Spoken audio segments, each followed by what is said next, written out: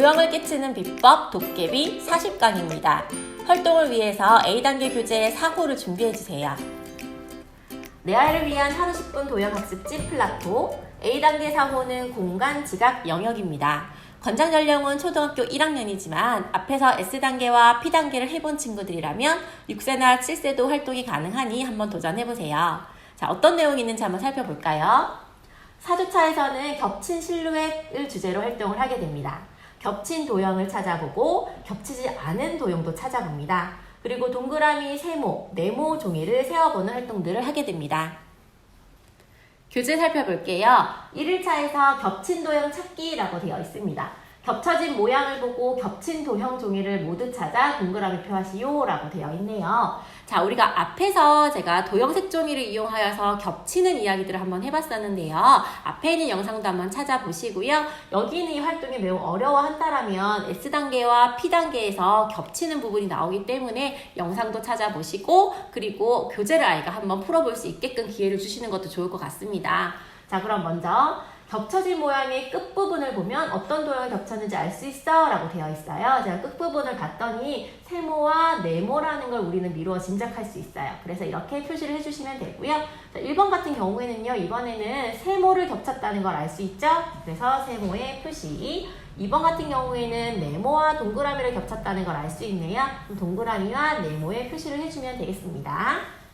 그럼 3일차에서 동그라미 종이세기라고 나와 있어요. 이번에 크기가 같은 동그라미 모양 종이를 적어도 몇 장인지 세어 네모 안에 써넣으시오 라고 되어 있네요. 자, 그럼 3번 같은 경우에는요. 겹쳐진 곳을 상상해서 그려보면 종이가 몇 장인지 알 수 있어 라고 알려주고 있어요.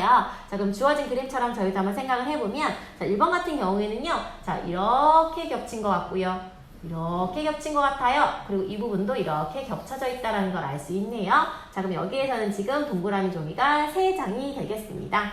자, 이번에는 여기 이렇게, 여기도 이렇게, 여기에도 있고, 여기에도 있다라는 걸 생각해 볼 수 있겠어요. 그래서 4개라는 걸 알 수 있겠네요.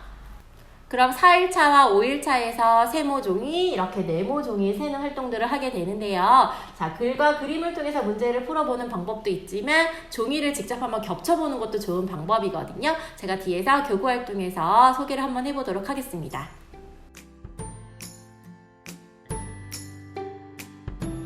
활동을 위해 플라토 액트북에 정사각형 색종이, 정삼각형 색종이, 원 색종이를 준비해주세요. 번호로는 9번, 10번, 11번입니다. 그리고 그림을 그릴 수 있도록 여분의 이면지나 스케치북을 준비해주세요. 모양에 따라 여러 장 오려서 준비해주세요. 자, 우리 교재에서 겹친 도형 찾기를 해보았어요. 겹쳐진 모양을 보고 겹친 도형이 무엇인지 찾아보았죠? 두 장짜리도 있었고 2장보다 많은 경우들도 있었어요. 혹시 이 문제를 어려워하는 아이가 있다면 그때에는 색종이를 직접 겹쳐보는 방법이 있어요. 자, 이렇게 위아래를 바꿔가면서 겹쳐보는 것이죠. 자, 실제로 동그라미와 세모가 겹쳐졌다는 것을 눈으로 보았기 때문에 가려진 부분이 세모라는 걸 아이들은 직관적으로 느낄 수 있어요. 자, 이번에는 세모와 네모도 마찬가지죠.